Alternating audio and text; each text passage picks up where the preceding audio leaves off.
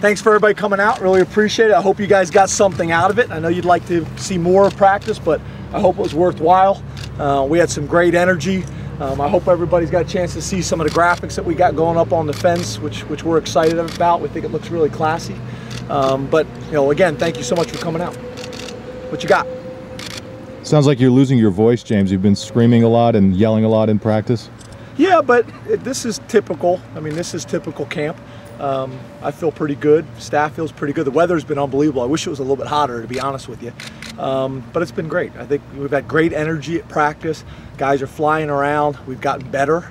I've dramatically seen us get better, especially on special teams. I think our punters, from the beginning of camp to the end, have improved. And that's going to be big for us. So I like where we're at right now. What have you seen from the offensive line, James? They're working extremely hard. They're working together well. They're a very prideful group. I make the argument everywhere I've ever been, the offensive linemen are always great guys. I mean, they're the best guys. I mean, they get very little attention unless things go wrong.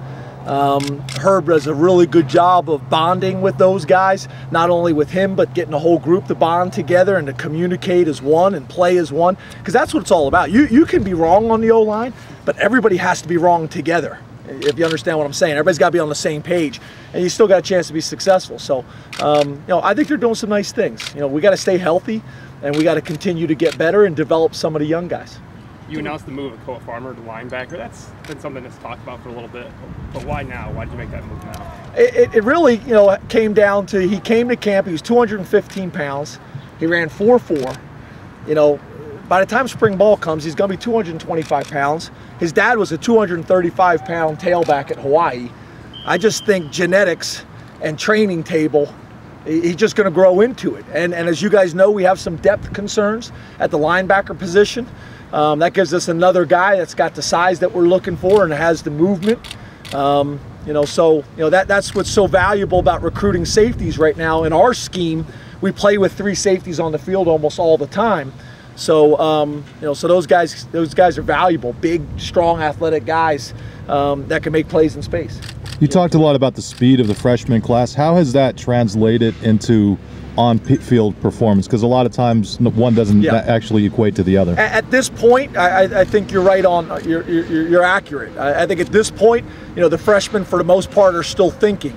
You see their speed in individual, but it doesn't always show up the way you'd like it to show up during the periods, and that's because they're thinking so much. They're not only thinking about their assignment on defense or on offense, but they're also thinking about how they got to react to whatever the team they're going against, the defense or an offense. Different coverages, different looks, different formations.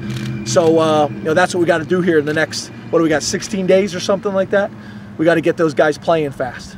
James, you mentioned the punters. What have you seen from each of those guys, especially the last few days?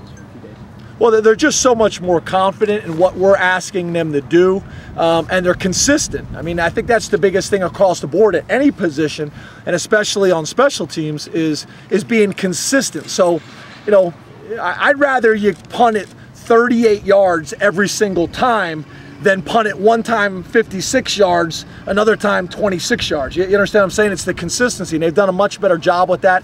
The location of the ball is something that we talk about a lot with those guys, and I see their confidence growing. Just like Ficken, we saw his confidence grow this spring and all summer. I'm seeing that right now with our punters. James, you've had a week and a half to watch this team. What's been some of the bigger surprises so far this preseason? I'm not really sure. There hasn't been anything that's really jumped out to me from a surprise standpoint. I think we got some really good football players. I think we do. I think the staff being together now for 4 years is really valuable, and I see it showing up in a lot of different areas.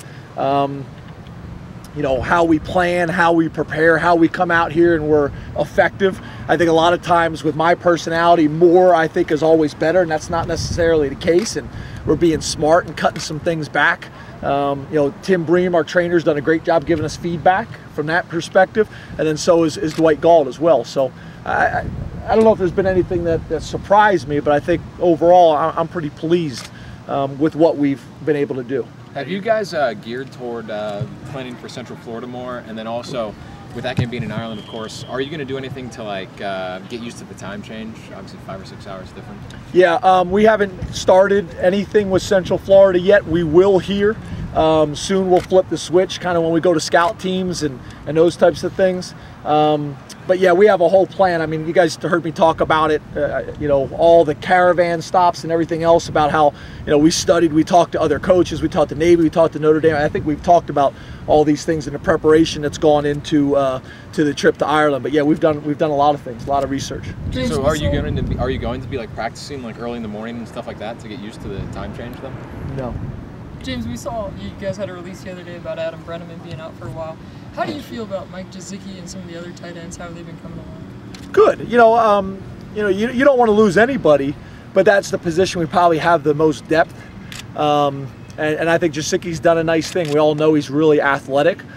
Part of his issue, though, is he's never put his hand in the ground ever. That's like Chance Sorrell, for example. He's playing offensive tackle, and when we recruited him, he was listed as a tight end.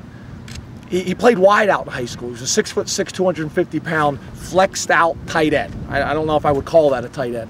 So we got a lot of guys that come here, and we're asking them to do things that they've never done before.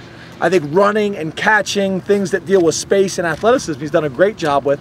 You know, we got to continue getting him more confident when it comes to blocking. As you guys saw, we reported early this summer, he benched 385 pounds for a long, lean kid. So he's got the tools that you're looking for to be an effective blocker.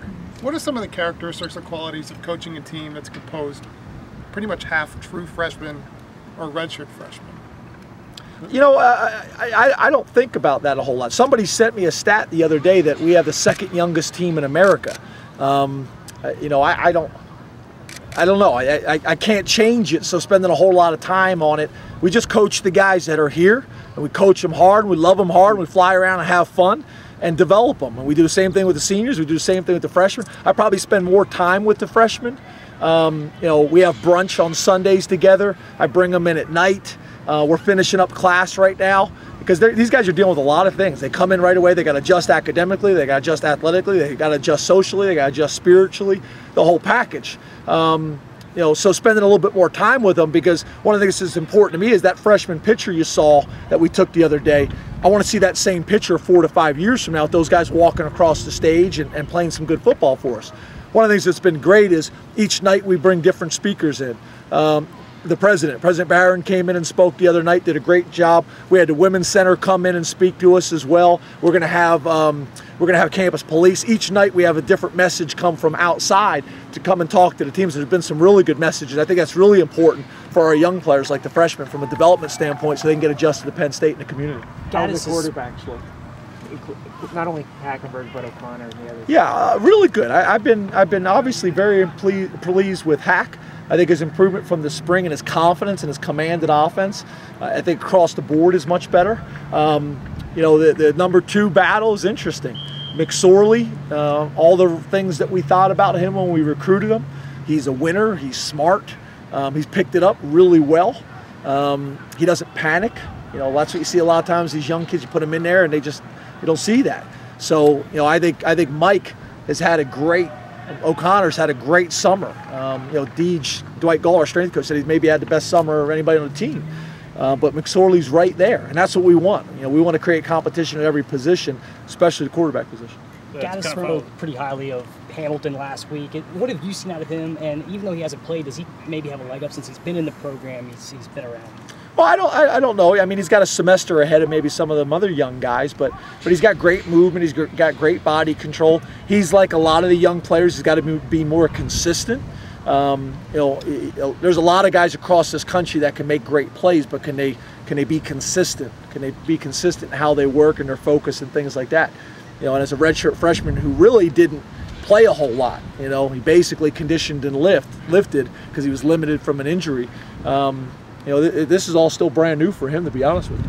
From a leadership perspective, how have you seen Hackenberg develop? In my short period, of time here, he's been strong the whole time. It's hard for me to say because I wasn't here, obviously, when he first showed up on campus. But I think whenever you see a sophomore, a true sophomore, not a redshirt sophomore, be voted by his peers as a captain, and it was a landslide. I mean, you know, I think that tells you that he's earned those guys' respect, not just on the football field, but in the classroom and on campus and in the community, because that's what we talk about. You know, those guys are captains. They're not just captains on the football field. They're captains 24 hours a day, and we need that leadership, and that's why one of the reasons why we have 7, because I don't think you can ever have enough leadership on your team. How important is that your quarterback be one of your captains? Is that important as everyone makes it out to be? I don't think it's the end-all, be-all. I think in a lot of ways you'd probably like that to be, but I've been on teams where your quarterback wasn't your captain and you've been successful. You know, I think it's a nice luxury to have, but I don't think it's something, you know, that's imperative. Keeping him fresh is obviously a priority. Is he on a kind of a pitch count of sorts throughout the week, or what kind of measures are you taking to kind of have him at the end of the week as good as he was at the beginning? Yes, he is, but I think part of that is we handle that through recruiting and development. So my point is the fact that we have 5 quarterbacks, it kind of takes care of itself, if that makes sense. And it's not just reps and team and Skelly, it's individual as well, you know. But yeah, we're definitely aware of that, and we keep track of that. But again, having Fessler and having Crook and having O'Connor and having McSorley, that really helps with that. We'd always like to have 5 quarterbacks on the roster. Coach, secondary had some issues last year with communication and things like that. How have they come together with some of you guys coming into the fold and with that stall position? I've been very pleased with our defense as a whole this spring. You know, this summer and really, you know, this camp. I think you look across the board at the guys that we have on the field, really all 11 starters, and really some really good depth as well at other positions. I think our defense has a chance to play really well, play fast, and play with confidence.